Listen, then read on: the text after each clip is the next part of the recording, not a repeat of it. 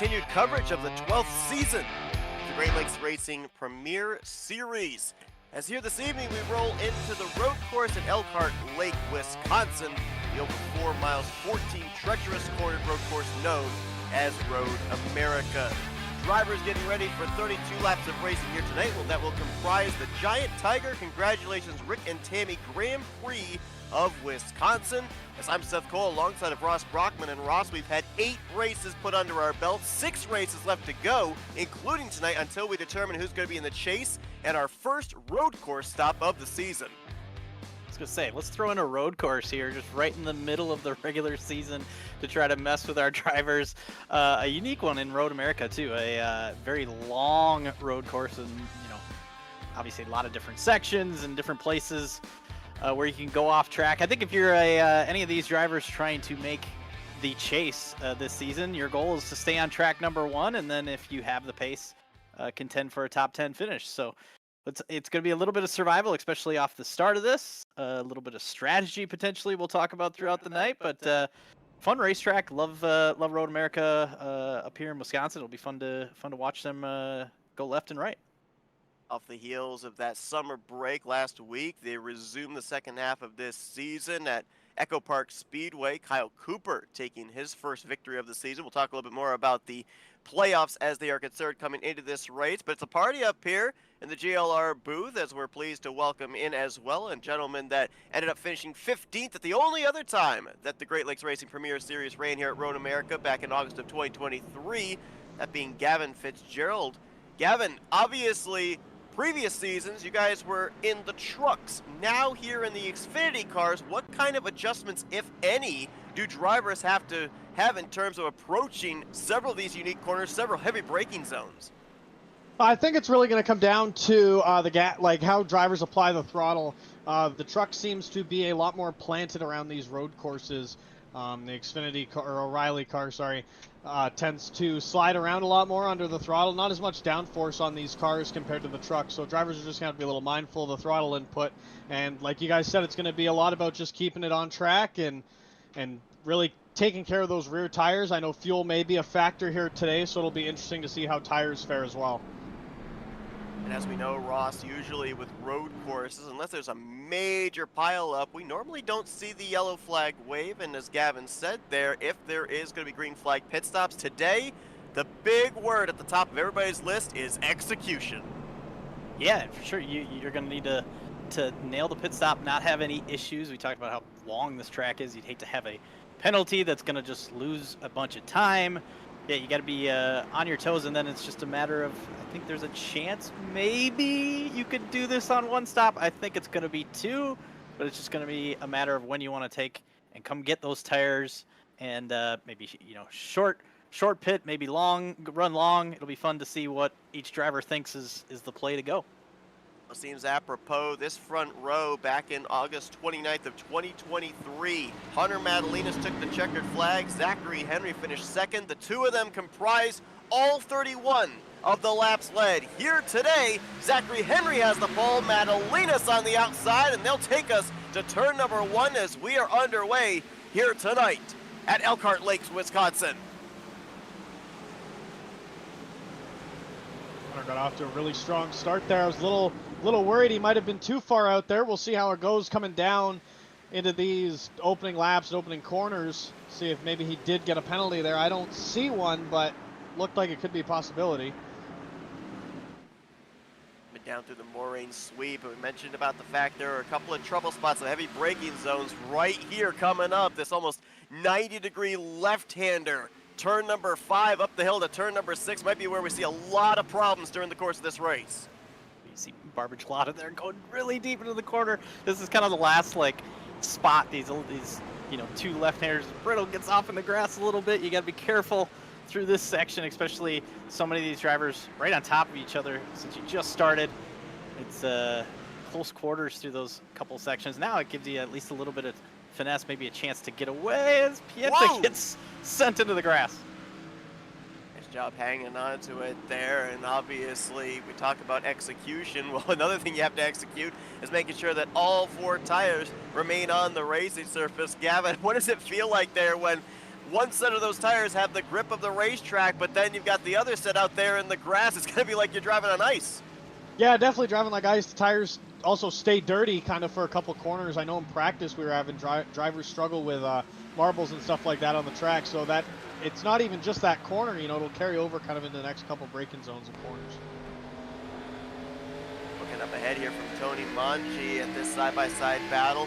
Matt Durr, Kyle Cooper, a couple of drivers there, the 18 and the 73, who made huge strides last week at Atlanta into getting themselves into the conversation to make this season's chase. Matthew sits just outside of that 10th of the stage cut line at 11th minus 14. Cooper off the victory last week. He gained 3 spots, currently sits 49 points back. Still got half a dozen races to be able to work with to try and get above that cut line.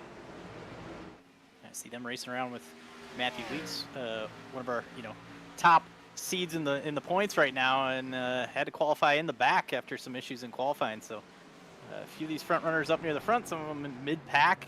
Be interesting to see with no yellows potentially. That it's gonna be really hard to gain track position. You're gonna have to do it the old-fashioned way. Speaking of making up positions, Tyler McClellan up 11 spots after the first lap, starting 28th, currently sits in, or sorry, yeah, starting 28th, sits 14th. Trying to close up there on Jeremy Pienta, trying to take a couple steps closer towards the top 10. You mentioned, Ross, about Matthew Weeks having to start out at the rear of the field. Defending champion of the series, well, it was more than a couple of weeks ago, a couple of races ago, I guess we could say, but it's been nearly a month right at the start of that summer break that we saw Matthew Weeks go to victory lane back at the Iowa Speedway. Subsequently comes into this race as the points leader, 11 points up on Jared Duda, and right now he's made his way up into the top 20, trying to make his way by Tony Manji. Those two might actually, we know that we see them on a regular basis be fast at just about every discipline of racetrack. They might actually kind of work together to carve their way up through the field.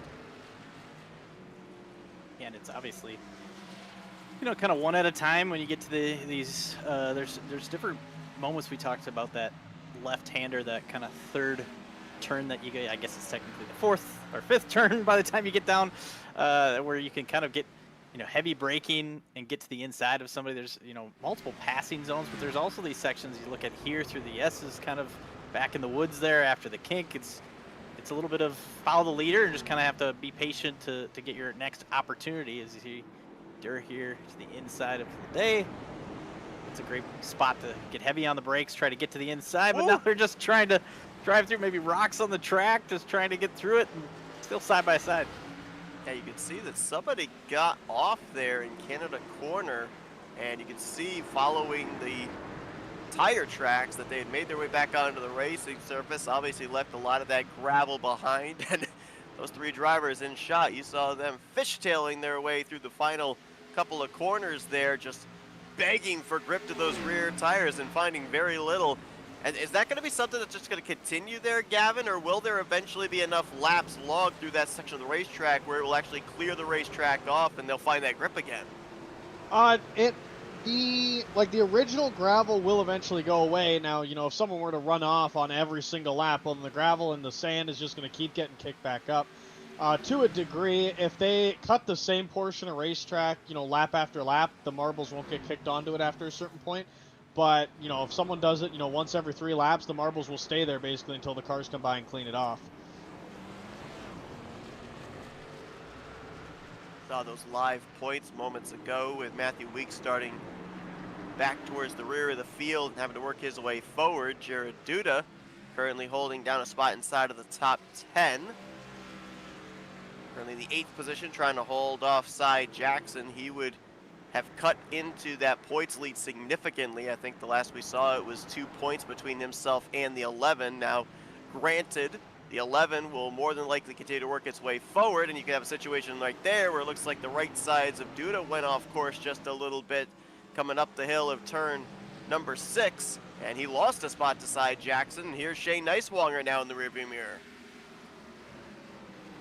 Took a little bit for Duda to get that pass on Cy Jackson early in the lap, and then next corner basically kind of slipped up and gave it back. It's so frustrating. You're like, man, I just passed that guy. Now I gotta do it again. You can see if he dives to the inside under brake.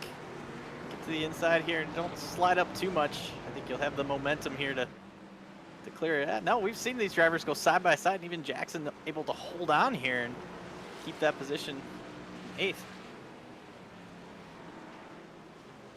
Just ahead of them, you got Brittle and Barb going at it pretty good as well. As Brittle has ran out of real estate here, he's in the dirt. He gathers it back up and will most likely slot in behind Barb here going back into turn 1 as those two fighting has given Dominic Wright quite the amount of breathing room here. I've talked about number of drivers coming into this race weekend with momentum over the last couple of races just prior to the summer break and then just after last week at Atlanta. One driver that's been on a bit of a free fall as of late the last couple of races is showing the way in this one, Hunter Madalinas.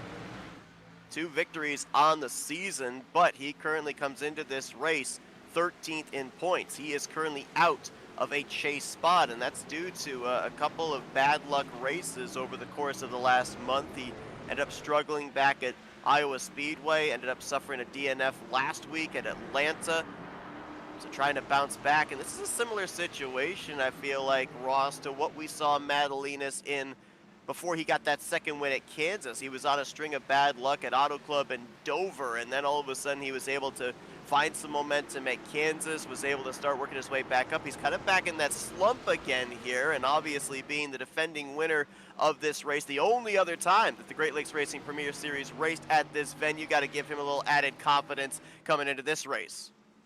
Yeah, it's a feast or famine for the dinosaur car throughout this season, it seems, and yeah, it's put him basically outside of the chase for now. And tonight, starting on the poles, see Jackson Sims get a little bit in the grass there through the kink. This is probably just, you know, exactly what Madalinas was hoping, is to go to a road course, a place where he can really run up front all night. And though he's gotten some pressure, I noticed that first half of this lap really kind of being defensive because Henry is there. Zach's been closing up and staying right on Madalinas here, putting a little pressure on. I think sometimes we've seen these road courses, one of these drivers kind of can get away and just execute the whole night. It's nice to see a great little battle here, and I wonder if either of them are using up their stuff early, as you see Sims and Kingcott just looking on.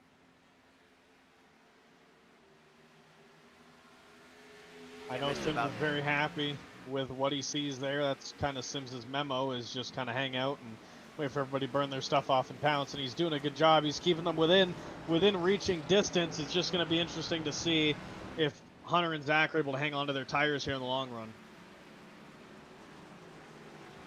So the back end sliding out there on the Rexy throwback of Hunter Madalinas is on board with Zachary Henry. Walking ahead at the race leader, which kind of can maybe use Hunter Madalinas as a benchmark of trying to figure out where you're a little better than him in a certain section of the course, maybe a little worse, and have to make an adjustment. I mentioned that these two drivers in that first and only race that they've taken part at here at Road America reprised to lead all 31 laps in the previous race. 18 for Madalinas, 13 for Zachary Henry, but don't count out the guy right behind them as well in Jackson Sims. He actually ended up starting 6th and finishing 4th in that only race that they ran here at Road America, so he could be at a little bit of a sleeper here as well. And we ended up seeing last week Kyle Cooper be able to make some huge strides towards trying to get himself above the cut line and into the chase. Well, Jackson Sims currently sits 5th in the point standings. He's looking to try and solidify himself into the chase in the early weeks here of the second half of the regular season. A lot of drivers would love to have that comfort 2-3 weeks removed from the regular season finale of knowing that they're going to battle for the championship. And good finishes in these next 2 to 3 weeks could ensure that. And hold on, Tyler McClellan, they're going for a big slide through the grass a little bit, but able to keep the power down. You see through this kink here, a lot of these drivers are going to use all the racetrack, even get into the grass just a little bit. If you can do that, use all the track to keep the momentum up. McClellan's going to look to the inside here. On Cy Jackson's kind of just been moving backwards a little bit, so maybe just a short run pace guy. Obviously qualified well. Oh, gonna get turned a little bit there. Oh, and that's what we were talking about with the grass and the dirt on the track, is Tyler is out.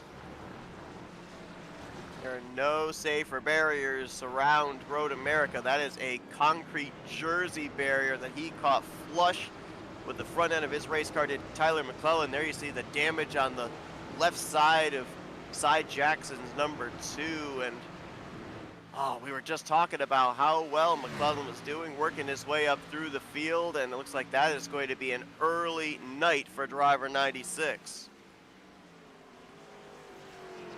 Yeah, I mean, just watching it back here is a perfect example of the gravel, because it wasn't even one of them getting caught in it. If you look on the replay here, both of them, the whole track is just covered in sand, and even James Wagner behind them was fishtailing through there, and James was able to gather it up, mainly because he didn't have a car next to him. But yeah, those two both just complete victims of happenstance there, of whoever put the gravel on the track. It's like banana peels out there. And sometimes that close quarters race in there, it's like, yeah, it just looks like they're just so close, and I don't know if there's even just like a little bit of net code there, but McClellan and Jackson, it seemed like ultimately when they started sliding, like they were going to try to save each other there, and you had, fast cars behind, obviously the loose track with the rocks. It's like, it just looked like, McClellan here could have just sent Jackson, kind of maybe tried to lock it up, but then, I don't know, it was just a weird kind of situation that unfortunately the 96 got the worst of it. Was that Matthew Weeks we just saw that swung around the outside of all 3 of them there? Yes. Yeah, that was a perfect pass. That works. A little worried about James Wagner there as well. Maybe any wheel damage, but taking a look at the left front there, I don't see anything. Wheel looks pretty straight. Yeah, McClellan's taking his car to the garage area. Looks like Lewis Woodall did the same about 3 laps ago, and just about a few seconds ago, looks like Anthony Yankello also brought his 79 onto pit lane. Not sure if they're servicing that race car right now. I believe they are. So he might have had an off-track excursion at some point, and they're currently repairing that machine. As keep an eye on the 57 here of Wagner, who see that left front damage there, as you alluded to, Gavin. How would that affect a race car? I know that when we go to a speedway, specifically a super speedway, you end up having damage to the front end of the race car, around the wheel well. Drivers talk about it being almost like a parachute out in the wind. How does something like that, damage like that in an incident we just saw, how does that affect a race car at a road course for the remainder of the event? It's mainly going to come down to the handling of it. That left front, now the arrow of the entire left side of that car is compromised. I don't foresee it being a massive deal, especially in James's case where he's got Cy Jackson in front of him with similar damage. So an oval, absolutely, but something here, I would not be too worried about it at all. As long as that wheel is straight, he's probably good. He might lose a little bit of time on the straights and have some draft issues, but there's really only 1-2 long straightaways here, so it's going to be one of those things where he'll have to monitor it. I can tell you for sure, with no cautions in this race, he's not going to take the time to fix it, so he's just kind of along for the ride.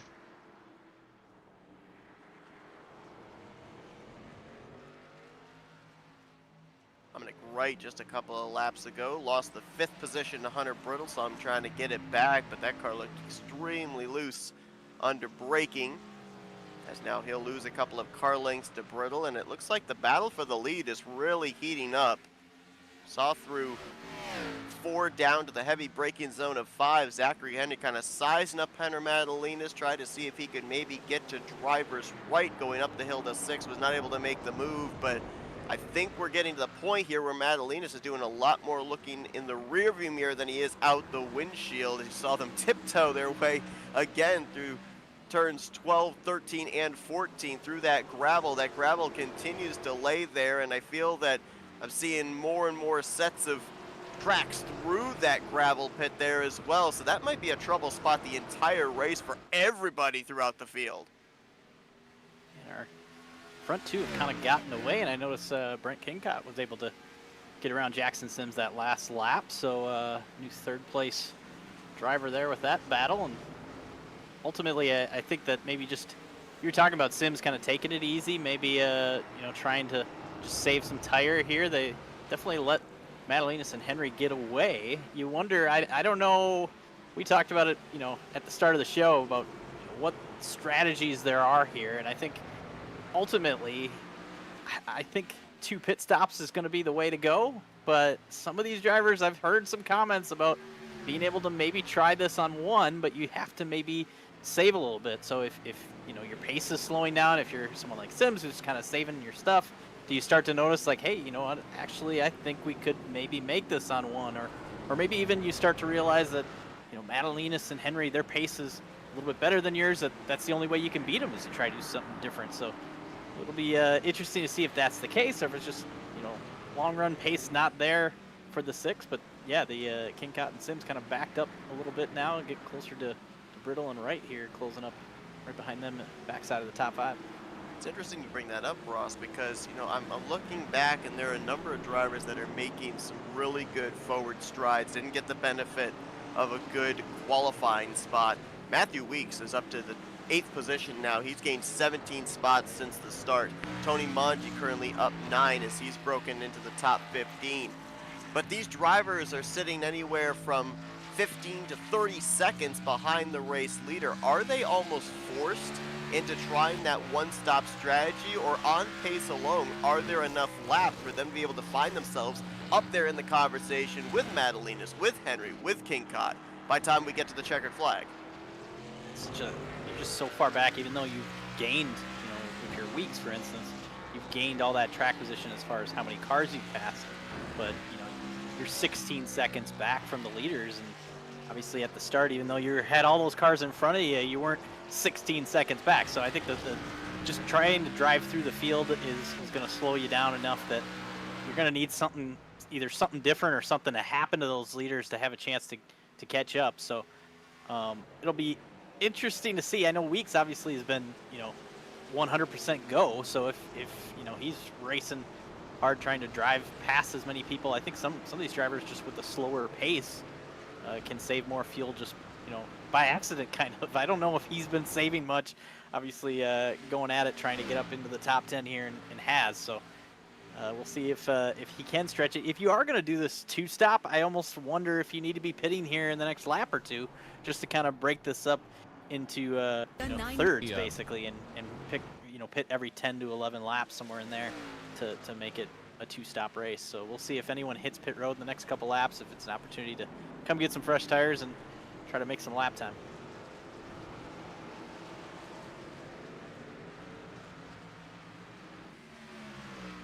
You see that 57 of Wagner bleeding positions.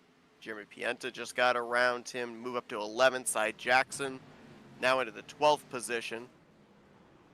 We talk about all the different factors. You got to, that's a big lockup for Cy Jackson going into 5, but you also have to account for the fact that the sun is beating down this racetrack. These tires, they are going to get slick with these heavy braking zones, so stability in terms of the Goodyears underneath you as well during the course of either the short or the long run is something that these drivers are going to have to try and maintain here as well, to not only keep but advance track position during the course of the run in between pit stops. Yeah, I mean, I'm starting to scratch my head a little bit maybe about the comment I made about tires, because I guess they could be saving fuel, but Zach Henry just did a 2:18.2 and Brent just did a 2:18.8, so I'm really starting to question maybe the value of tires. I know the general consensus was the first 2 laps on tires are quite faster than, laps 3 and 4, obviously, but it was almost by like half a second was the amount I heard thrown around. Not sure how that translates into the race session, but I'm just wondering kind of what the plan is here. I know if you're Brent and Sims and you're thinking about the 1-stop, well, you're kind of racing for the win at that point. I feel like that's the difference in strategies here. I feel like a 2-stop is points racing, and I feel like a 1-stop you're going for the win. As Barbagelata goes off, he seems to gather it up. No major problems except all the, dust and debris on the track. We've seen that cause problems a little bit, but everybody seems to be getting through here pretty orderly and without issue.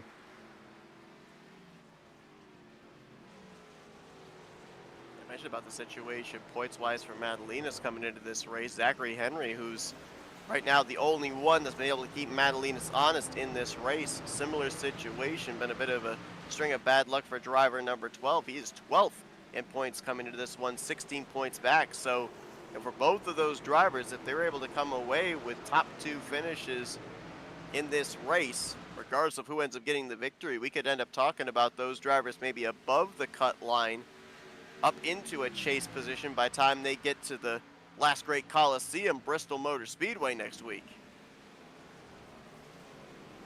And this battle right here, you see from Pienta on back, there's just a kind of a stack up a little bit. You talked about, Wagner kind of falling back a little bit. We see basically here we got Cy Jackson's kind of falling back, where Henderson and Monty maybe trying to. Yeah, hold on. No, you're good. There's a lot of action right now, especially through kind of the back half of this top 10 as these drivers kind of, some of the slower drivers of the top 10 that have maybe lost a little bit of pace on the long run here are moving backwards. And then you have some of these drivers like Weeks and Duda that are moving forward yet. And that's making it a little interesting. We'll have to see the replay here.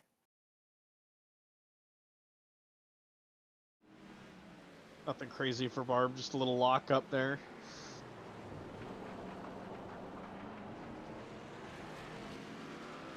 Just so much dirt laid down on this racetrack.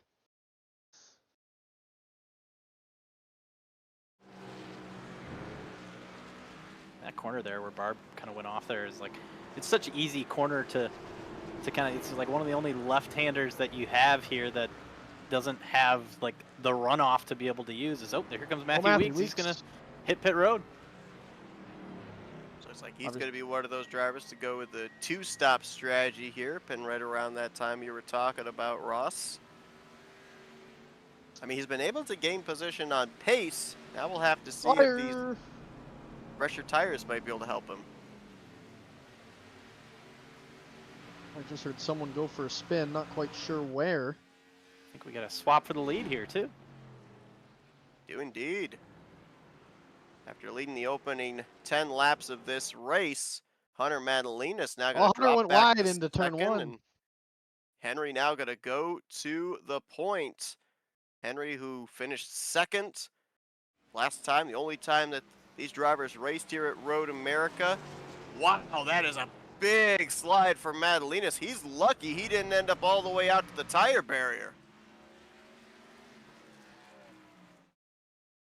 Yeah, I thought early on it seemed like Madalinas was maybe a little bit more in control, where Henry was kind of using up his stuff, but maybe it's kind of roles reversed. Maybe it looked like there was a couple times there as we were watching the battle a couple laps ago that Madalinas was just slipping the tires a little bit more. You see there even just a big kind of slide off the corner there. It's just yeah, maybe kind of wearing out the tires a little bit. Maybe there's also, like, I don't know if there's a little bit of interest. Maybe you saw a couple drivers hitting pit road. Is it that fire you up to be like, okay, well, we need to hit a couple quick laps here before we pit? A lot of little factors there that could maybe cause a mistake, but he's staying right with Henry here, gonna put the pressure on to stay with him. We saw him try to get the power down there, back end sliding with all that gravel out on the racing surface. Let's see if Madalinas, now not being the leader, drifting back to second, does he maybe try an undercut against Henry? Does he make the move on to pit road? No, Henry, the lead car, is actually going to do it. Well, now if you're Hunter, do you try to, save that little extra bit and go off strategy from Zach, or do you just follow him in next time by? I know, like I said earlier, that, 1 to 2 laps is going to make a massive difference. I also wonder about where they will come out in traffic. Zach's going to kind of be the gauge here, because obviously coming out in traffic would be a major disadvantage for whoever it happens to. As Hunter seems to be getting through the lap pretty good, doing all he needs to be. Still haven't seen Brent or Sims hit pit road yet either, so I suspect they're going for the 1 stop as well. I believe we've only had one other driver, with the exception of Matthew Weeks, that has hit pit road here to start this cycle. That being the 23 of Spencer Owens. Actually, correction, Blair Neabone also was on pit road the previous lap. But we'll more than likely see more and more drivers making their way up the hill for the entrance of pit lane, as Madalinas continues to show the way. I mean, just to kind of give a little bit of an idea of, how much of a lead Madalinas and Henry had been able to build over the rest of the field. Henry's more than likely going to be coming out, sitting somewhere around maybe the 15th position or so. I mean, we're talking about 40 seconds that he and Madalinas had over drivers just outside of the top 15.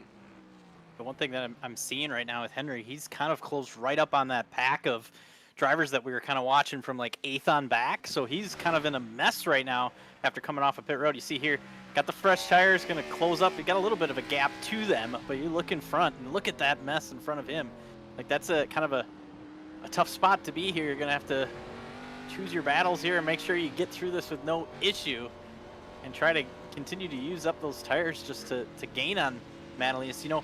The one thing, you go back to Kansas where Madalinas won, and obviously it's a very different racetrack, but like, he was very adamant when he talked to us after the race that he has his plan, the laps he's going to pit, makes that plan and sticks with it. So, kudos to him for their, seeing basically Zach Henry pit and not follow him down, or even this lap, Madalina's still out there. So, sticking to his plan as you see Henry here trying to get through these drivers with the fresh tires.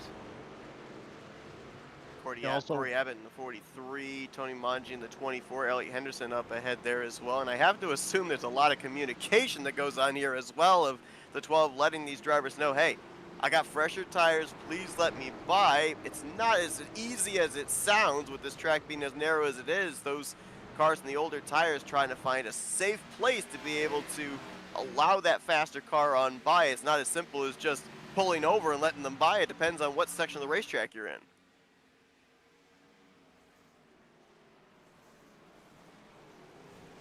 Yeah, very, very dependent, as well as who you come up on. But I think that anyone who is doing a two-stopper probably has done it already. I saw Brittle and Shane down there as well. As Shane makes a good pass there on Cy, he'll be coming up to the back of Jeremy here as well. Interesting to see what Jeremy does here.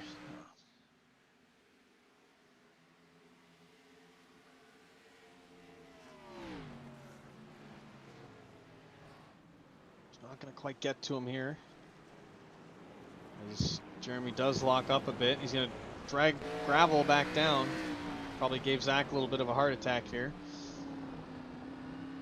Zach will just move on by here, cleanly doing exactly what he needs to do as he'll look towards Barb up the road here. I was going to say, it has a nice gap now to the next car, so plenty of time now to kind of make some lap time to build that lead for when the front four pit. Looking back a little farther, I was looking, Dominic Wright hit pit road. He's running up in the top 10, obviously Brittle.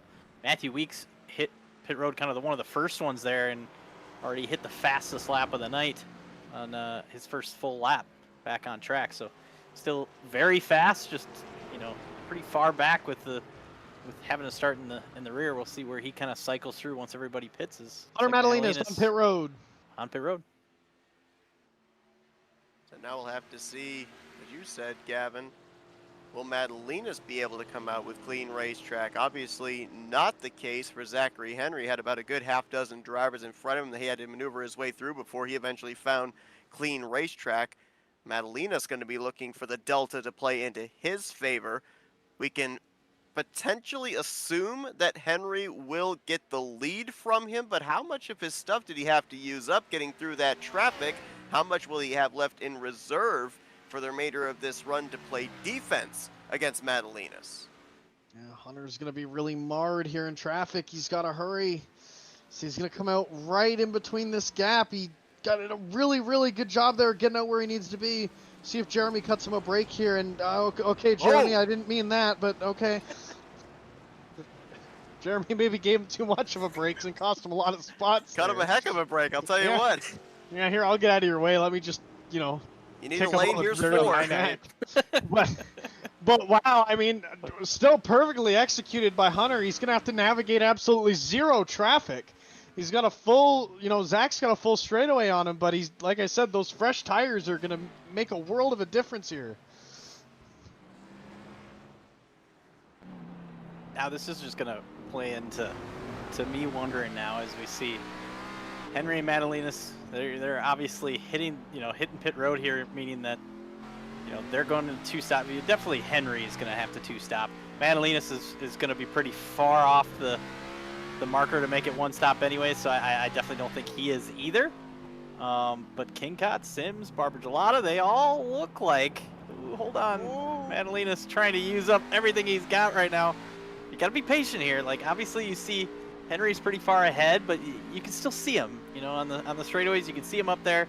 Just take your time. I think with the fresher tires, you should be able to try to drive back to him here throughout this run. Gotta keep it on the track. So now here's the question for both drivers, Henry and Madalinas.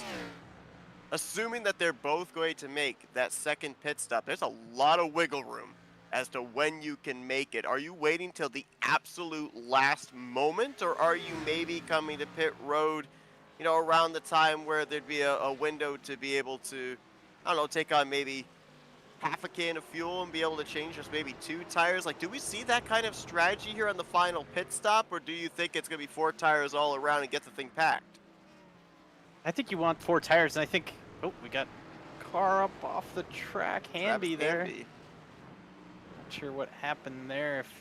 Sounds like maybe some chatting with Weeks. I don't know if there was an issue there between the two of them into that right-hander at the end of the kind of back in the woods there.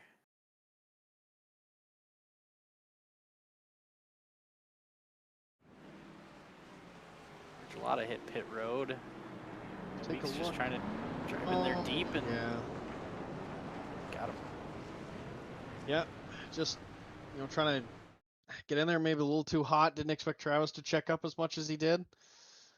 But you're kind of going to have that here with those heavy braking zones, especially into those, hairpin rights and lefts.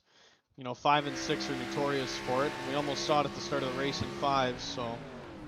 Oh, man! Brittle! Wow! Whoa! Oh! Wow! And this was before we ended up seeing that incident involving Matthew Weeks. I saw Brittle out there into the sand trap. I thought that he had swung around wide to avoid the spinning 3. No, he was actually getting his car back going from what we just saw. Look at this. Oh, man, someone check on Elliott. Oh, my God. Oh, wow. I wonder if Elliott even saw him coming. Oh, my goodness. Yeah, that was a close call there for Elliott. I imagine if you look in the mirror, you're like, oh, there's Brittle. No, he's gone. So yeah, that was a little crazy. I can't believe big slide, but ultimately Brittle, nice job of holding on to it. And really, I think he's doing okay. It's tractor's showing still 12, so still on track. No damage. Future order for the 37 on his next pit stop. Tires, fuel, and a new change of shorts. For sure. So now I look at our running order here. You kind of were, before we had kind of the craziness down. We'll make sure they all get through this corner again as Weeks again to the inside now of Cooper. But it's kind of be in the action corner down here. I think that looking at where we're at now, okay, now we've started lap 16. Our front 2, King Cot and Sims, are definitely doing a one-stop here. I think obviously they're going to complete lap 16 here and have 16 to go. And that first run, they also had that 1 pace lap. So they definitely can do exactly what they did on this first run, if not have just a little bit extra gas for the second run. But did they save to get to this point that they also have to save a little bit too? And you were saying, like, when does Henry and Madalinas hit pit road? I think that they're going to want to go a little bit farther to hit their last pit stop just to make sure that you have a little bit of a tire advantage on King Cot and Sims. Obviously, they're going to hit pit road here in the next lap or so. And when they do, they're going to have some fresh tires. So I still think if you're Henry and Madalinas, you have an outside chance to beat this one-stop strategy on pace. Just going to take some time. Yeah, Sims. I was going to say, Sims has had a couple moments getting away from, kind of losing some time to King Cot here. So definitely on the end of the tire here. And remember, you got to do this twice just because that's what their strategy is running this long to run a 16-lap run. And not the mistake you want to make either. when you end up having this type of a strategy with a one-stop. You got to have not only the pit stop itself be clean, but both halves of the run be clean as well, or else you're going to lose time to those drivers that are off the different sequence. So we'll have to see how that plays out there for Jackson Sims. We're also understanding, we saw Tony Mangia along with another half dozen drivers come down pit road, completion of this last lap, and he is being held on pit lane.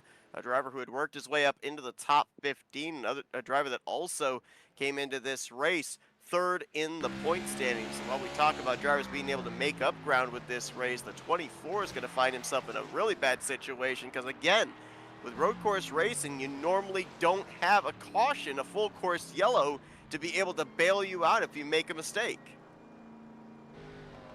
Yeah, that's the unfortunate part of these road course races is, you know, they're the most unforgiving tracks on the schedule. As we see Sims and Brent hit pit road here, seem to both have gotten on with no issues. As Zach and Hunter will overtake them. And look at the gap that Hunter has managed to kind of close in on Zach here. He's obviously not where he was when he first pitted, but those, you know, few laps of fresher tire are definitely paying dividends here for Hunter. Well, interesting how to see as we see Blair Kneebone jump scare into turn one. Facing the wrong direction there on the inside of the first corner as the leaders will make their way by. Here comes the two of side Jackson onto pit road. No doubt maybe give a little bit of TLC to the left side of that race car as there's Jackson Sims coming out, obviously quite a ways behind his teammate Kingcott. Looks like he's going to be around 7th position. Will Sims, everyone ahead of him, has made a pit stop here. Sees Jackson, DuPont, Pienta. They're some of the last of the leaders that need to hit pit road here to complete this cycle, and now it just comes down to who's going to make that second stop and who's going to stay out. I think that we've got, just based off of what I'm looking at here, about 8 drivers. It looks like 8 or 9 drivers that are looking potentially for that one stop. One driver that kind of jumps out to me that appears to be also going with that same strategy, the guy who went to victory lane last week at Atlanta, Kyle Cooper in the 73.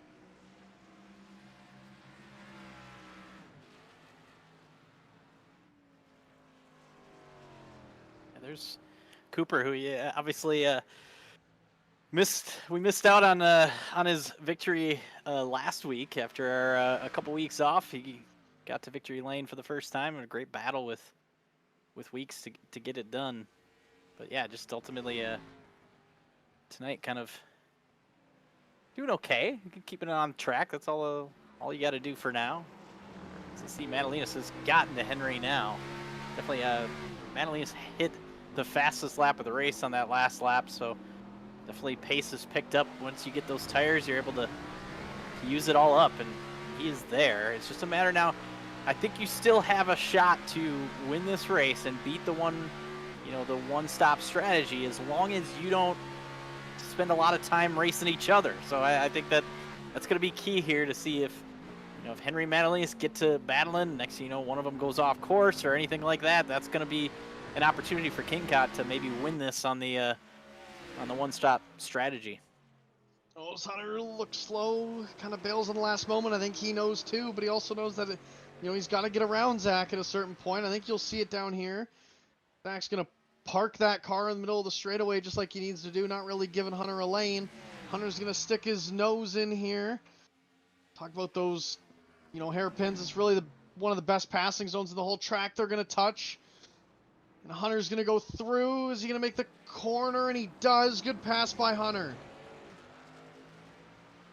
Set him up all the way down the Moraine sweep. A little side drafting I saw there as well to the left rear quarter panel of Henry as they made their way down into turn 5. Now out in front. And we did manage to see, though, that when the rolls were this way at the drop of the green flag, Zachary Henry kind of rode behind Hunter Madalinas, observed the different areas of the racetrack where maybe he was a little better or Madalinas was a little bit better.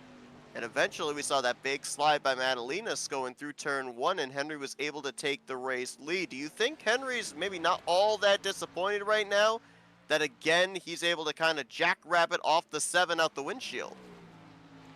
You're gonna have to stay close. Obviously, there's a little bit of a tire disadvantage this time around too. So I think he probably would have hoped to have stayed in front of Madalenas a little bit longer there, just to make sure that this, the 2 laps that Madalenas has fresher tires would kind of even out in the end. I think he's gonna lose a little bit of time here because he's on the back end of those tires. But yeah, at some point we saw them kind of even out and then go the other direction. It's just, because of the tire disadvantage, that might take a little bit longer. So Madalenas, four-wheel slide off that last corner.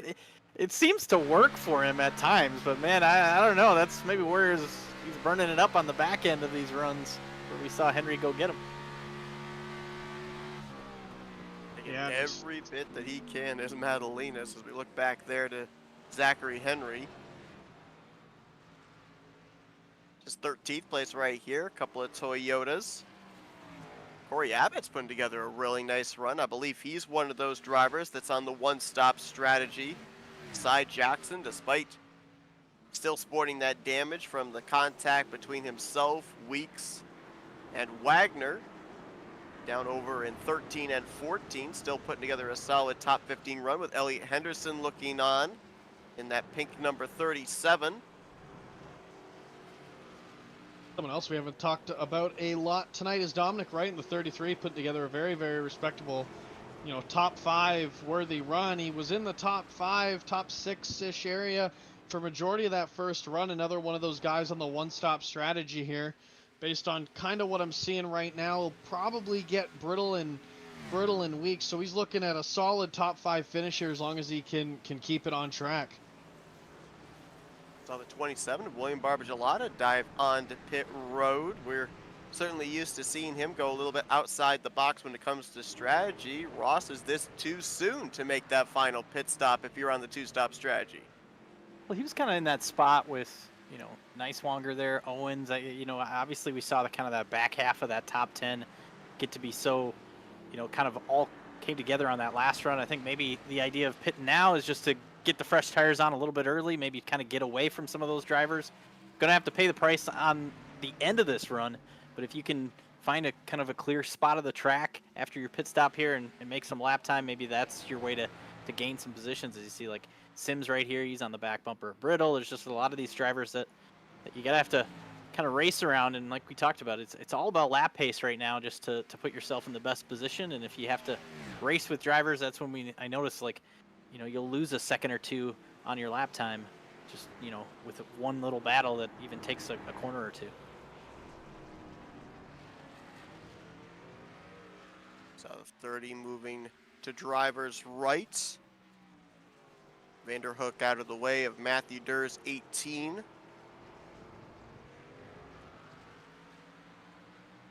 Things have gotten quite spread out here on the racetrack. Little intermittent battles here and there. Got a couple of pockets of 3-4 race cars, but for the most part, it's either drivers kind of racing the racetrack or racing just one driver, as we see here, this continuing battle for the 5th position. Jackson Sims trying to make up the ground after he had that brief moment just before his pit stop. There's a difference in tires between these two as well. You saw the closing rate through that braking zone, the entrance of turn 1. How Jackson Sims was able to drive it a lot deeper into the corner. Hunter Brittle, though, being able to play defense, and there's only about maybe 2 or 3 significant passing zones here at Road America. So in the case there of Brittle, we're able to see he's able to play some pretty good defense before eventually giving way to Jackson Sims down the Moraine sweep.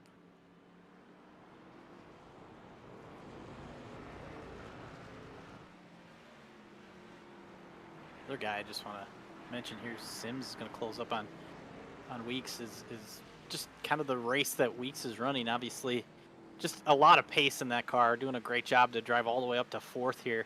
He's going to have to make another pit stop, just can't stretch it far enough. Going to be one of the early to pit road drivers here, I'm assuming, here in the next few laps. But ultimately, just having fresher tires than everybody, even though he's so far back, it's kind of worked for him tonight just to gain all that track position back. It's just unfortunately so far back on the timing spot of this. So I think you want to be, I look at Sims and King Cott, this is going to save weeks from losing that points lead, kind of keep it at least, a nice little cushion of 17 points over Duda. So nice job here to battle back and have a chance at a top 5 here by the end of this.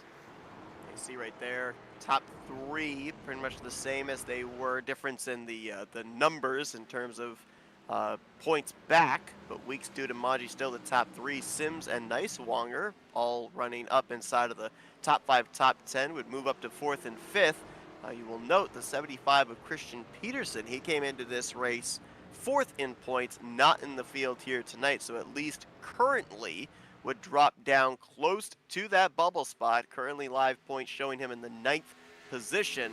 It will be interesting to see where exactly he will be points-wise once we get to Bristol next week. Don't forget, Christian Peterson, one of only 2 drivers that has gone to victory lane multiple times this season. 3 for him, 2 for the current race leader, Hunter Madalinas. Can't see both Henry and Madalinas back just outside the cut line. So huge night for both of them to be up here running 1-2, going to have a chance at this victory. I think that it's just kind of a tough spot because both of them are in that spot trying to get in there. So I'm both going to close up and make a nice battle here with Peterson not making the show tonight to our cut line. Something I've been keeping an eye on here is that 3rd place driver of Brent Kinkow. We're pretty certain that he's going with this one-stop strategy. Something that I've been noticing, he's not fallen anywhere outside of the 16 to 16 and a half second window to whoever the race leader is. He's been able, for the most part, to almost match lap times of the top 2. How important is that for him to make sure he's going to have enough of a gap over them when they eventually make that final pit stop? We're going to have the fresh tires bearing down on him. Yeah, I think that's going to be, I kind of looking at, the time on pit road is around 40 to 45 seconds. So when those drivers hit pit road, if you're going to lose about that much time, you kind of look at where King Cott and Sims are, 16 seconds back for King Cott, 25 for Sims. They should overtake both Madalinas and Henry. It's just going to be those last 10 laps or so. They're going to be at a tire deficit. So, Madalinas and Henry just going to have to time when they get these tires. I think they're going to have to pit here in the next couple laps just to try to get those fresh tires and start using them. But the one thing that's nice for King Cott is he's got that nice buffer to Sims. We talked about it. Had to run a little bit of maybe a slower pace on the first run to make sure you could and make this on one stop. If he's got to save it all, he can definitely do that again, just because he's going to have a little bit of that cushion. And I'm board here with King Cott. So interesting to see the drivers' approaches of what gears they like to use in certain sections of the racetrack. Some drivers, like down in this section, will go down to 2nd gear. Some drivers actually go down to 1st gear, try and see if they can get that bite off of the corner as builds up speed down the mooring sweep, down to one of the heaviest braking zones here at this racetrack, one of the prime passing zones, long ways before you get down to left-hand turn 5. And I feel like this is the most unique section of the racetrack, because not only do you have this heavy braking zone, but then up here, if someone's in trouble at the top of the hill in turn 6, it's almost a blind corner. You don't even see it till you come up over the rise. So you have to be aware if something might be occurring just up at the top of that hill to make sure that you're able to avoid it. And he'll take us down here into hurry downs. Another sharp left-hander. And then they call this section over here, they call this the carousel, and it's kind of similar, for those that have never seen Road America before, it's very similar to the S's at Sonoma. Basically, it's all about timing, it's all about your line. If you mess up the entry and the exit of one corner, it's going to mess you up for the entirety of 11, 11A, and 12 down into Canada Corner. Yeah, that's arguably one of the hardest parts of this track to drive, is going through there. It's all in the gas. You're not on the brake a ton, and if you mess that up, you've basically wrecked about half of your lap. So it'll be interesting with riding along with Brent here. Is maybe see James Shiflett is off. So you're going to see Zach Henry hit pit road. So Brent's going to like that, coming up this hill here. And Hunter's in trouble into turn 1. He holds on to it. But that's a massive loss of lap time for Hunter. That could matter here with 10 laps to go. One thing that just kind of crossed my mind is I kind of wonder if Hunter or Zach maybe chance just taking fuel, minimize the loss. Because I personally don't see this two-stop strategy working out as it stands right now. Going to go around at least to the left side of Zachary Henry. They're going to go with a full 4-tire stop for driver number 12. And with Gavin having that reaction there with that moment for Hunter Madalinas, Ross, it kind of puts me back in mind of when we ended up seeing just a couple of laps prior of making his first pit stop. Hunter Madalinas trying to get all that he could on potentially that final lap of the stint. We saw him have that drift through turn 1, maybe. Hunter was some big trouble down into turn 8. That was a full off track. No damage or anything like that. It looked like he almost completely looped it there, but good catch, but that's still just such a massive loss in lap time. Brent is really not that far behind him. I felt that Madalinas was actually kind of getting away from Brent there towards the back half of this run here. I noticed, and then this moment here kind of lost a little bit of. I think he gained about a second or so early on in that lap, and then all of a sudden that moment kind of brought King Cott within 17 seconds still. So this is your moment to try to. I think right now, obviously, he's a little bit older tires than Brent, so you're just kind of maybe needing to maintain that gap. Obviously, you have maybe a little bit faster pace overall, so trying to gain a little bit of time is great, but you just can't lose any time right now as much as you can before Madalinas hits pit road, and he's going to right now. So the question is, commitment cone. The question in terms of the 7 of Madalinas, with him trying to seemingly get all he could get on those last couple of laps, who exactly was he racing? Was he racing the 12? Was he racing the 5? Or was it a combination of both? I think it was a combination of everything. I personally do not think that this strategy is the right one. Just based off the timing I'm seeing here, he's still going to come out pretty heavily in front of Zach. But I think this is Brent's race to lose. If Brent can hold on, we might see an end to one of the longest winless streaks in GLR. Henry up the hill, hits the start-finish line. Let's see where he is in relation to Madalinas, who has already finished up his service. Yeah, you see Madalinas is already down and away. I believe that was him right there, making his way off of 2 and now here into 3. There is Henry in the background, and there you see it. Live scoring currently shows over 20 seconds from King Cott back to Madalinas. We are on the 9 laps to go mark. It'll be 8 the next time that King Cott crosses the start-finish line. Now the problem for King Cott is he does have Tony Manji up ahead of him. The good news for him is I think I ended up seeing about maybe 3 or 4 drivers that are going to be between him and Madalinas, one of which is a teammate in Jackson Sims. Say here in Wisconsin, we got trees, we got cows, we got lap traffic too. So I think you see Manji here. Obviously, he had his penalty, and King Cott's going to have to work around the 24 here. I don't know if maybe he's just, remember we talked about it, maybe have to save a little bit here, just as he did that first run. Manji's not going to be, he's never an easy pass, even if it's not for position here. So going to have to put the pressure on there. And I think if you're Brent here, you got to, be calm. Take your time. You have the large gap here. Can't give this away. You want to make sure that you keep your car on the track and not have an issue here. And you're going to have to take his time to wait for Manji to make a mistake to make this pass. But got a lot of cars up ahead. I think some of them are going to be hitting pit road before the end of this, so maybe you can just wait for them to do so. But got to be patient with these lap cars and make sure that you don't make a mistake. couple other drivers to kind of keep an eye on there on the scoring pylon that are following the same strategy as the 5 of King Cut and the 6 of Sims.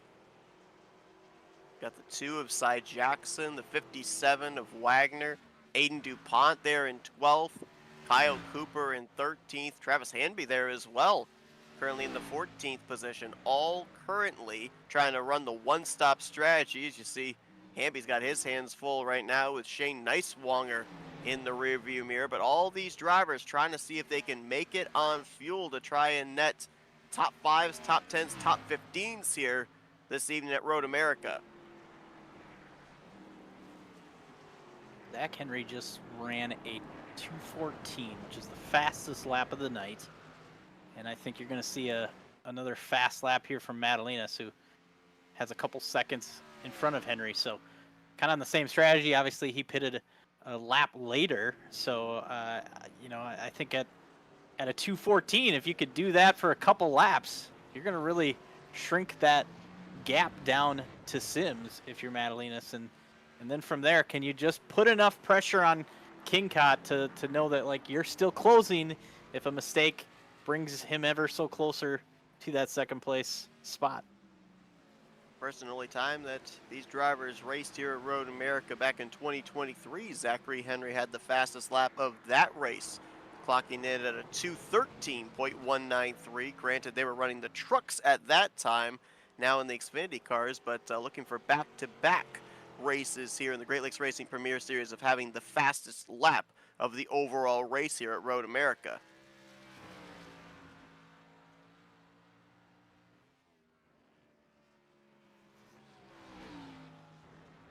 How much are you looking at the relative right now, or are you not even paying attention to that, just kind of focusing on the task at hand out the windshield of hitting your marks? Yeah, I think you have to kind of, pay attention a little bit. Obviously, it's so inviting to look at it just to kind of know, am I doing okay? Am I either giving up too much time if you're the leader, King Cod, or if you're gaining time enough if you're Madalinas or Henry here? But I think it's so hard not to pay attention to it, even though, I think it'd probably be easier just to turn it off if you can and just and do your job. But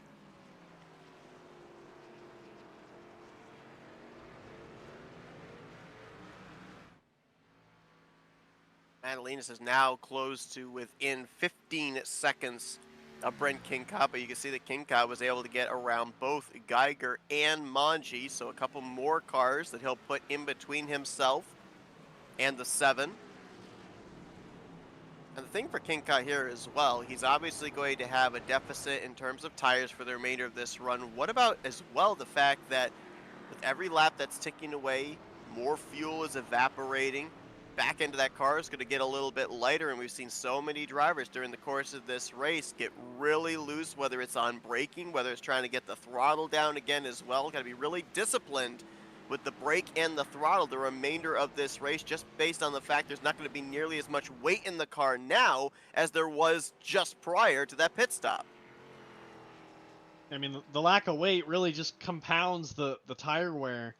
The very, very odd time you end up with worn tires with a full tank of fuel. You realize that almost about a quarter of the handling being gone from the rear is actually in the fuel. Usually acts as a really good way to sit the rear end of the car into the track. Although I will say that's probably the least of Brent's worries right now. Hunter is quicker, but he has to go through. He's got to get by Sims, and I highly doubt Sims kind of rolls over and lets him go. And he also has got to get by the 2 lap cars in front of him as well. So like you said, if I'm Brent, I'm just turning off the relative. I'm turning off the fuel. I'm telling everybody to just stop talking to me, and I'm just going to run my race, and it's going to pan out how it's going to pan out. And Brent ran his previous lap that he just finished was actually the slowest lap he's run, other than a lap that he either had a pit stop or that first lap where maybe everyone's kind of getting rolling. This time kind of back up a little bit faster. I think that this last lap was maybe a more of a clear track compared to the lap before, but you also wonder if there was a little bit of saving there, just making sure that you have enough fuel to make sure you can complete this one stop because, like I said, yeah, I think they had to stretch enough to make it that first run that they had to maybe stretch obviously have a little bit more fuel on this second run, but still maybe needed to stretch a little bit. Right now, I'm looking at Madalinas, he's gaining about 3 seconds a lap. That means at 12 seconds, if he keeps that pace up, he should get there. So it'd be pretty close. But yeah, you talk about it. It's going to be interesting when he gets to Sims and what that battle's going to look like here in the next lap or so. And from there, then just can he keep that pace up? Top 10 are all spread out, kind of following drivers that were on the two-stop strategy, drivers on the one-stop strategy, but we saw someone go a little outside the box with when they made that second and final pit stop, and it seems to be paying off. How about William Barbagelata, currently in the 9th position, looking like he's in line for a top 10. He got around Wagner this previous lap, so taking advantage on that outlap of those fresher tires, moving his way up into the top 10. Looks like, at least for the moment, he'll be able to hang on. Might be able to close in on Cy Jackson here. We're only talking about, what, 2.3 seconds? He can see him out the windshield here. Might have enough laps to be able to work with. Maybe move another spot up in the final finish results of the top 10. Yeah, Barb's done a really good job today, obviously. Seemed to struggle a little bit on that first run, just with the tires and everything, but towards the end of this race, he's, really seemed to gather it up here and looks, poised for a really, really good day, going through the top 10 here. A lot of guys that just, needed a good day. James, was the 71 there, has a bit of a moment in front of Hunter, didn't seem to lose much time, but, the 57 of James Wagner, Barb, Side, like I said, Dominic Wright and Brittle, Weeks, Zach Henry, all doing what they need to do and having really good days, as we see. I believe that was Tony Monge going off in front of Sims. One thing that we missed on that last lap previously was the 71 had a bit of a moment there in front of Jackson. Had to check up, cost him a lot of time here. That's really not going to help the timing situation, as Hunter was only able to bite a second off of Brent there due to all the lap traffic and stuff like that. Say Brent's going to be on the back of his teammate. Oh man, that is the best thing you could see right now, probably, if you're Brent Kingcott, is seeing your teammate as the lap car up the way. Rod's definitely gonna give him the right of way the second he asks for it.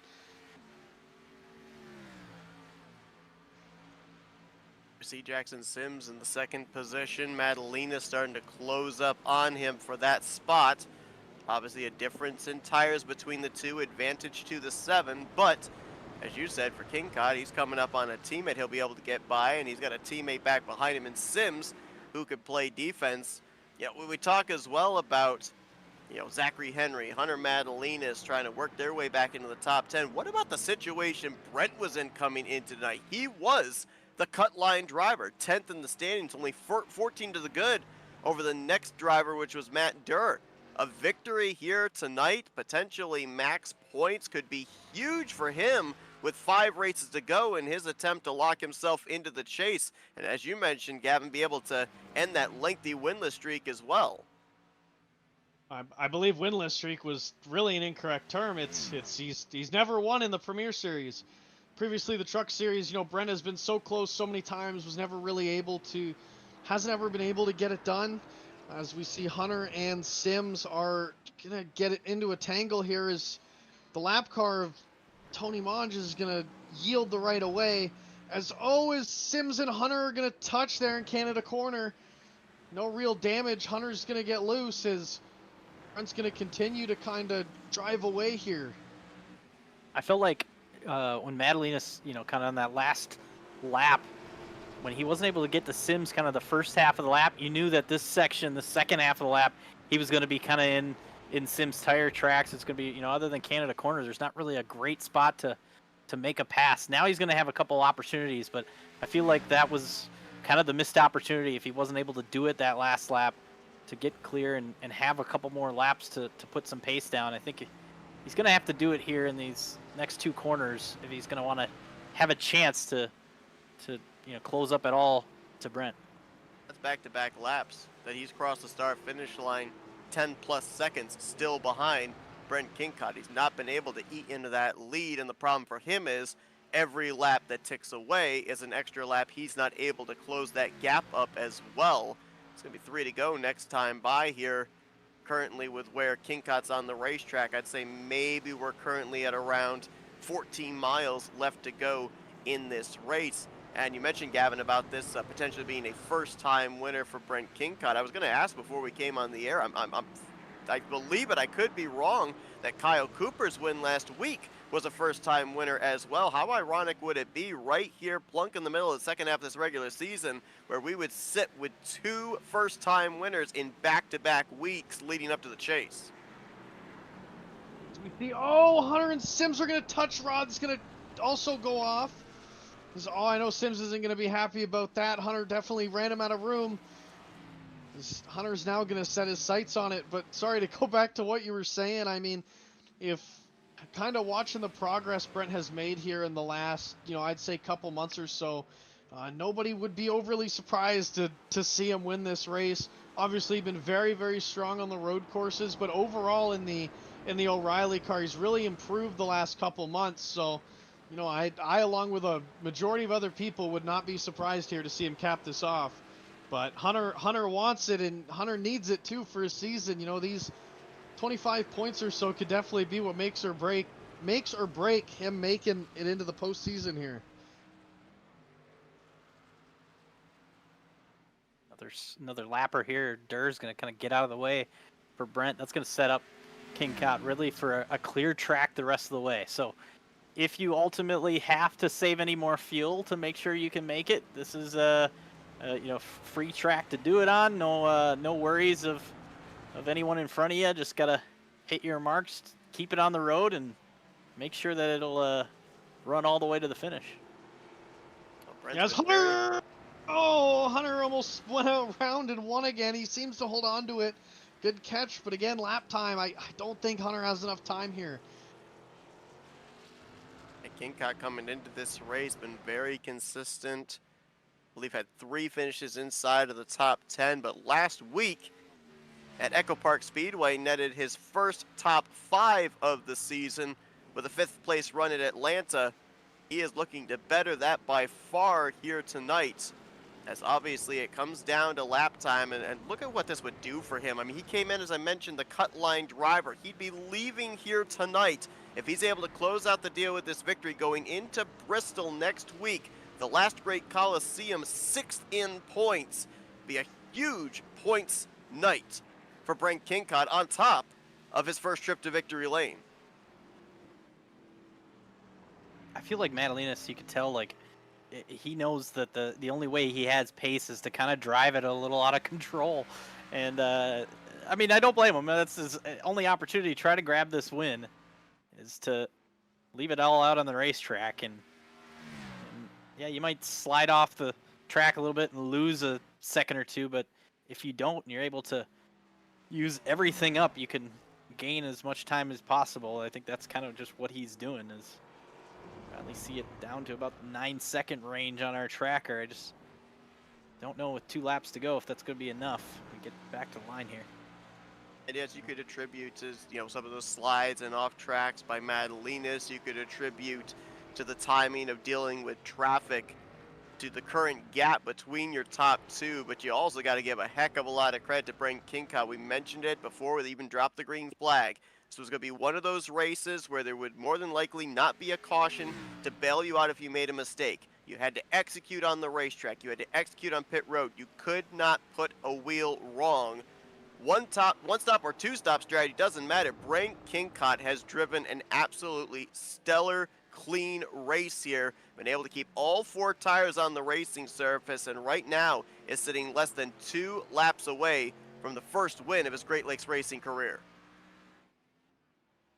Yeah, Hunter was able to go about 0.8 faster there that lap, but obviously with the gap and there only being 2 laps left, that is not really enough time, as Hunter will approach James Shiflett here. James is more than likely going to move out of the way for him here, but I think it's really Brent's just to drive off into the sunset as we see Hunter get around James. Got to kind of maybe wonder a bit about fuel here for Brent. I don't think it's that much of a concern, but definitely a question mark here as we approach the final lap.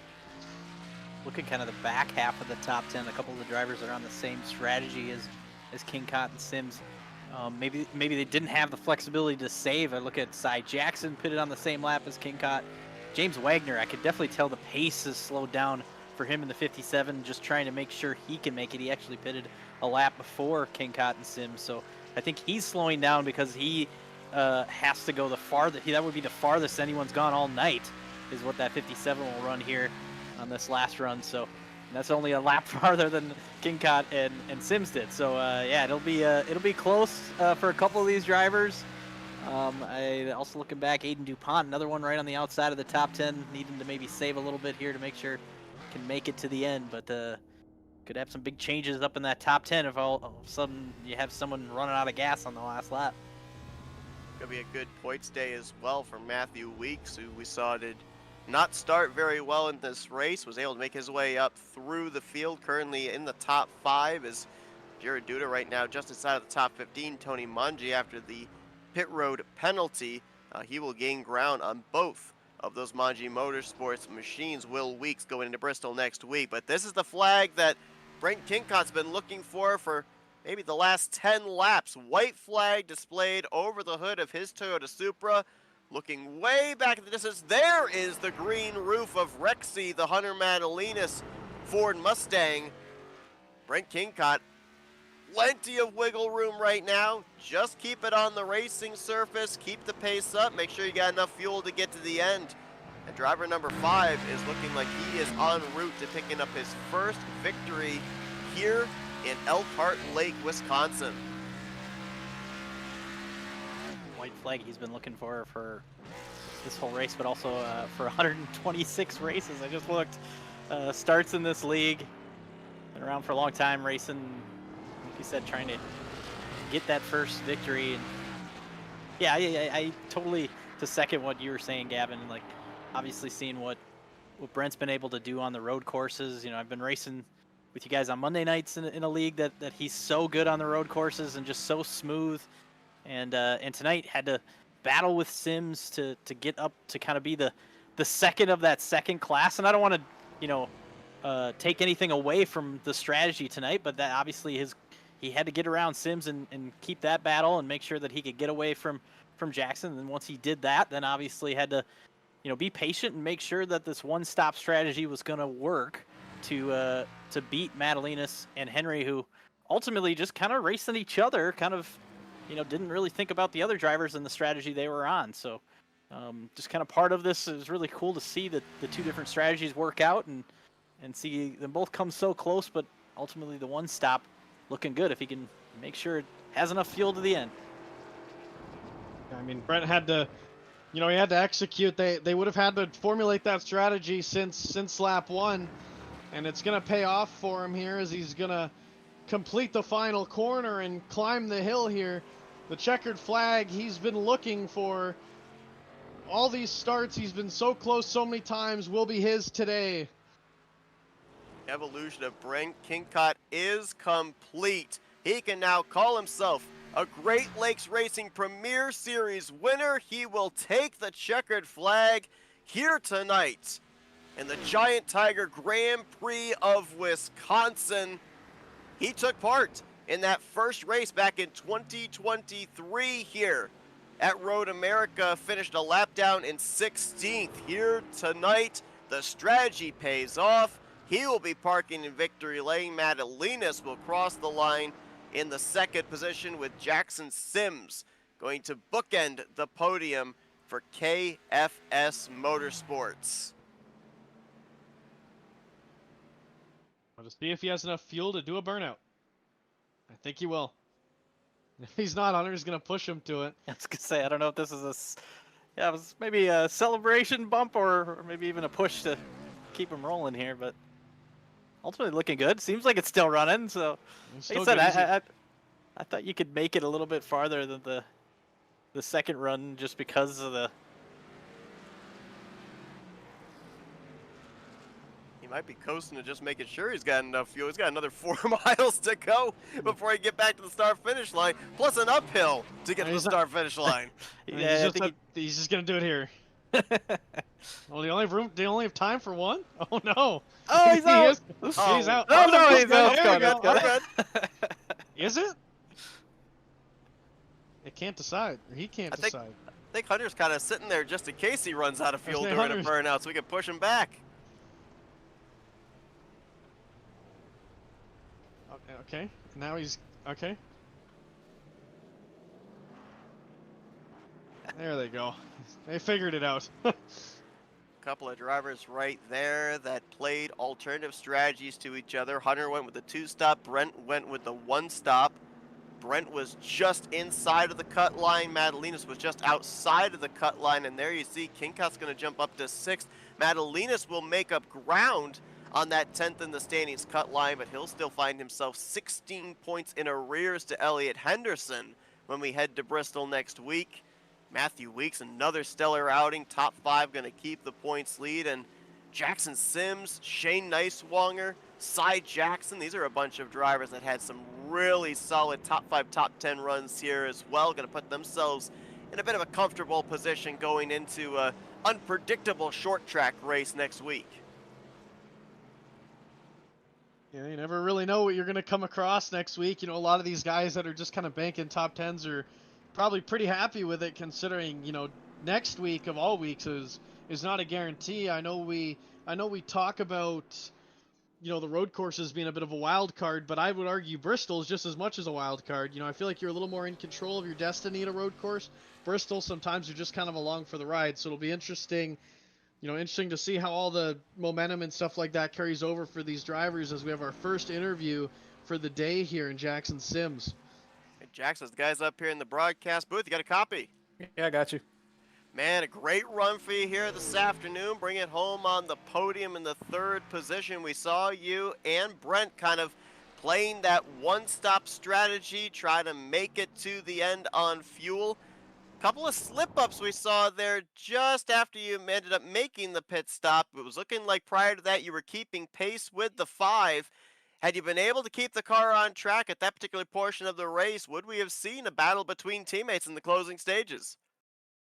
Yeah, probably. We were close on speed with how we all had the safe fuel. I just made too many mental errors. It's hard to like your braking points are different. Like we were both clutching.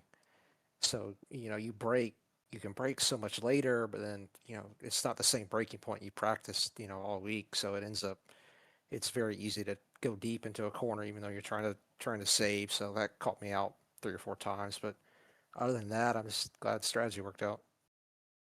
It sounds like right out of the gate, you guys had the clear plan. You were going to do a one-stop race here in this one. How difficult was it when you had other drivers going with the 2-stop strategy to kind of see where you were in comparison to them? Or was it almost tunnel vision of just keeping track of the numbers you had to keep track of and not worry about what everybody else was doing? Yeah, I think we were fortunate enough to kind of have the pace to where, you know, Zach and Hunter kind of, I thought they were on a one stop the whole time until they pit too, so that kind of surprised me. But I think we kind of had the pace to where we could just run our own race and didn't really have any pressure from behind us to where, you know, we had to push more than we had to. Um, I almost got caught out with trying to race Manalius too much and burn too much fuel, but once he kind of got by me, I was able to. I know had a big enough gap back to where I could, you know, save some more and make sure I made it to the end. You know, Gavin mentioned about we got some really interesting racetracks coming up here. The home stretch of this regular season, pushing towards the chase. Bristol next week, wild card racetrack. Things are super close. Things can happen in a moment's notice. With a solid run here tonight, you already came into this race in the top 5 in the point standings. It's going to continue to grow that cushion back to the cut line. How good does it feel to have that little bit of a security blanket going into a track as unpredictable as the last Crate Coliseum next week? Yeah, it's nice. I like Bristol. I think it's really fun, but it's very easy to get caught up in somebody else's mess there. So I'll take all the points gap I can get.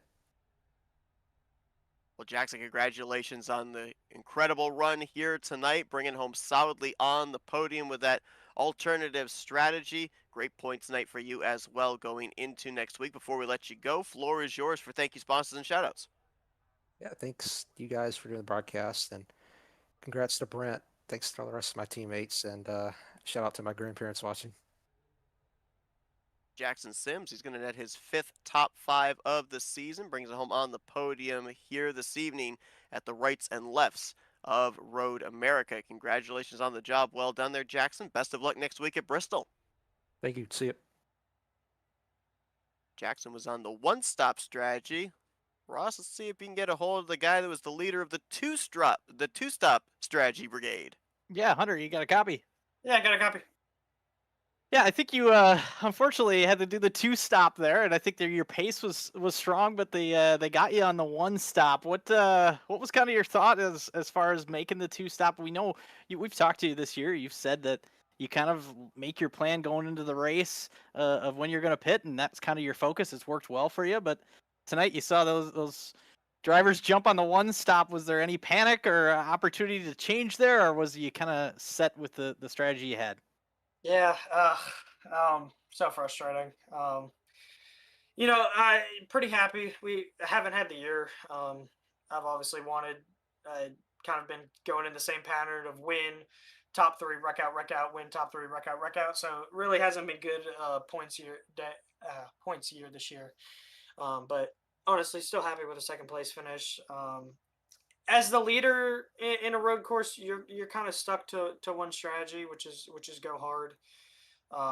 You just hope that those guys who need to save that lap or so fall off enough that on pace with the fresh tires you can run that better. And I kind of spent the whole race just focusing on Zach, keeping Zach behind me or getting past Zach on fresh tires, and didn't really think that from other road courses we've done the saving fuel just doesn't gain the time necessary. But I just before I made that final pit stop, looked in, saw Brent was only about 17 seconds behind me. I knew that was going to be an outrageous gap to try and close. And even with him fuel saving, I mean, the first couple laps I was gaining 4 seconds, 3 seconds, and then it went to 2, 1, and then just a couple of tenths a lap. So yeah, honestly, just the fall off on tires was just enough for them to keep their position.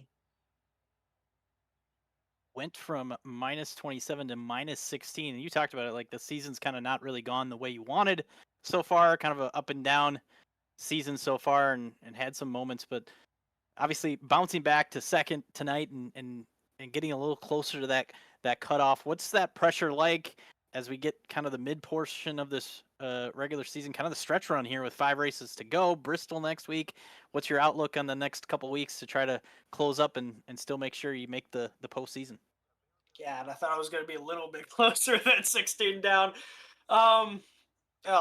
Just being able to finish races. I had a wreck in an auto club that wasn't my, didn't really have anything to do with. Had a wreck in Dover. Again, not really much for my doing. Had a wreck 2 weeks ago on the first lap. And, last week, same exact thing. Just, I've been running good in races, just need to be able to take the checkered flag. Been feeling kind of like Connor Zulich this year. Yeah, just a lot of work. Just need to be able to close out races, run cleaner races. But the results when I'm able to speak for themselves. So I just need to get back on a rhythm and just be able to close out races. Well, since you got the opportunity to finish up in the top 3 tonight, we'll give you the opportunity also to thank anyone and shout out anyone that you want to before we let you go. Yeah, big shout out to Brent.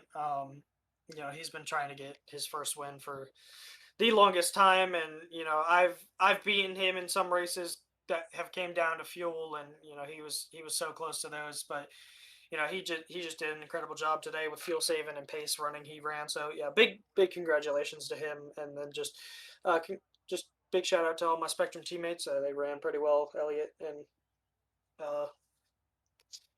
God, I can't think of his name. Pienta were working their strategies of trying to make it, not make it. Don't know where that came out, but just big shout out to everyone, and then thanks you guys for putting on the broadcast. For sure. Thanks for chatting with us, Hunter.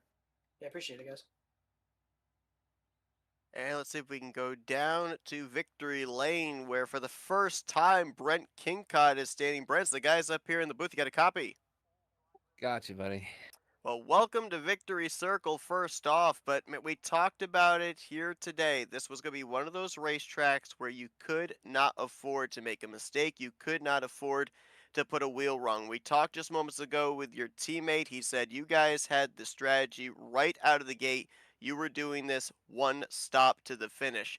Able to do so, able to hold off some pretty speedy competitors in Madalinas and Henry, able to take the checkered flag, but you drove a near perfect race. We know with the conditions you drivers were dealing with, whether it was the gravel out on the track surface, whether it was obviously trying to make sure you saved fuel to be able to extend for those 16 lap runs. It wasn't as easy as it looked. How were you able to mentally stay composed, be able to focus on everything you had to do to bring this thing home P1?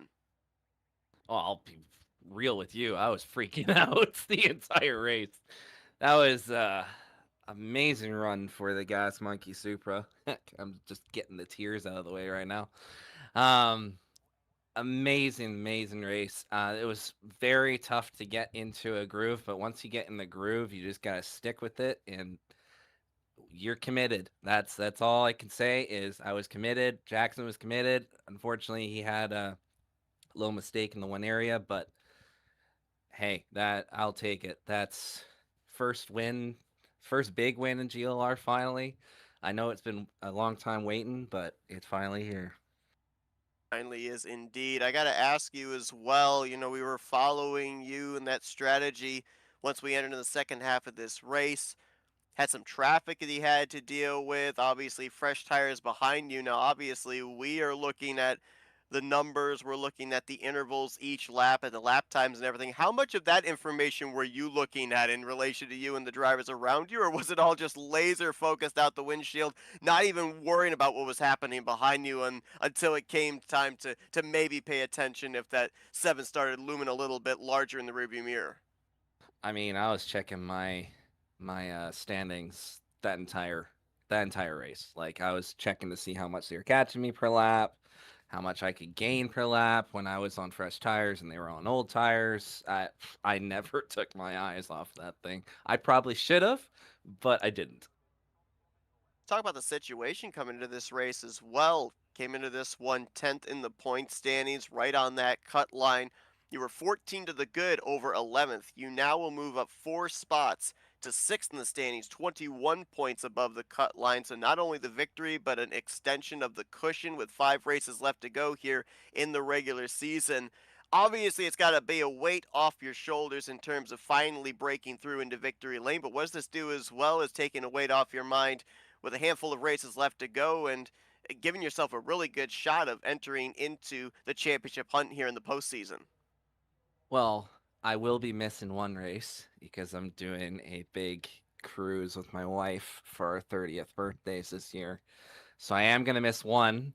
So my state was just like, hey, get as many points as you possibly can. I know that I missed out of the playoffs in the truck series by 2 points last season. I'm trying not to get into that point this time, so we'll just keep pushing and get the finishes. Well, a great start towards that here, obviously, with the victory tonight. Some good momentum for you going into Bristol next week. Brent, we're going to let you get back to your celebrating victory lane. I know this is a big one for you, a long time coming. But first, my friend, we're going to give the opportunity for victory lane. Thank you, sponsors, and shout-outs. First of all, got to thank my wife, who lets me do this all the time on Mondays, Tuesdays, weekends, for the road stuff. I'd like to thank all my teammates at KFS on my road side, on the oval side. This is huge. I'd like to really thank Jackson for helping me out in that last run. I know he probably held up Malius a little bit, at least.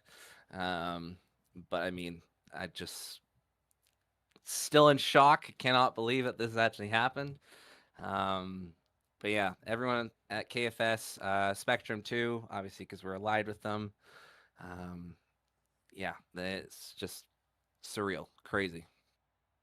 Well, let the reality sink in, Brent. You are a winner in the Great Lakes Racing Premier Series. Congratulations on your victory here tonight at Road America. Best of luck going forward the remainder of this regular season. Go and enjoy this win. Thank you, sir. Appreciate it.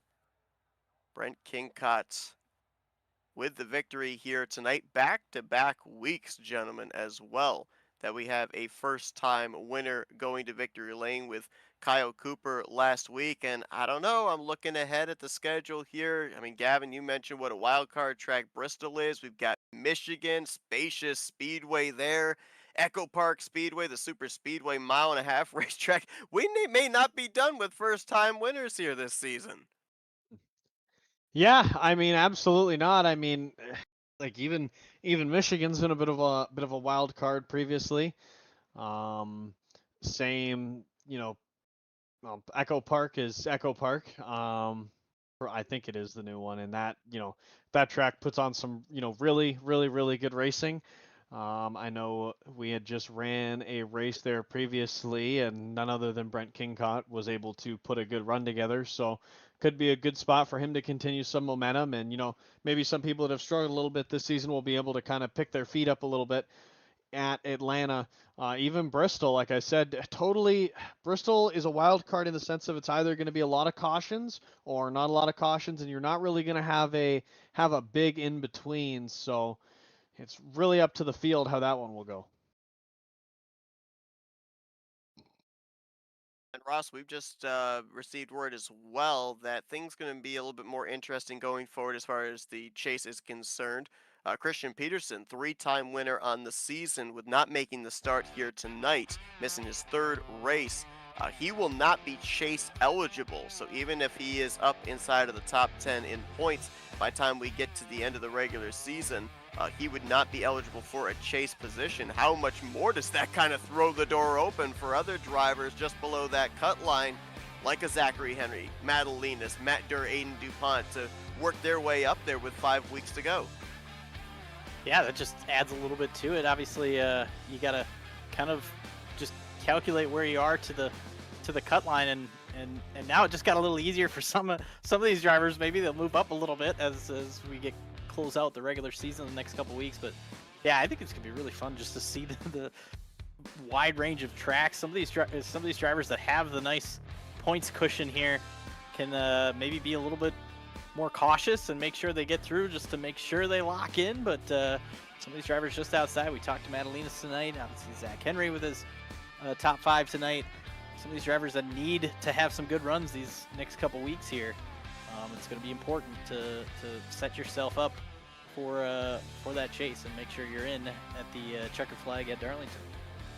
The next venue these drivers are going to have to tackle, the last great Coliseum in Bristol, Tennessee, as they will go short track racing at the Bristol Motor Speedway, taking one step closer to determining who those 10 drivers will be that will battle in this 12th season of the Great Lakes Racing Premier Series chase for the championship. But tonight, Road America belongs to Brent Kingcott, his first victory of his career here in the Great Lakes Racing Premier Series. Congratulations to him. We thank you all for tuning into our coverage here tonight from Road America, the Giant Tiger. Congratulations, Rick and Tammy, Grand Prix of Wisconsin. We'll see you guys next week when we'll be heading to the Bristol Motor Speedway to continue on the season. For our producer, Jeff Johnson, Gavin Fitzgerald, Ross Brockman, I'm Seth Cole. Thanks for spending your Tuesday night with us, folks, as you've been watching another broadcast courtesy of Split Second Broadcasting.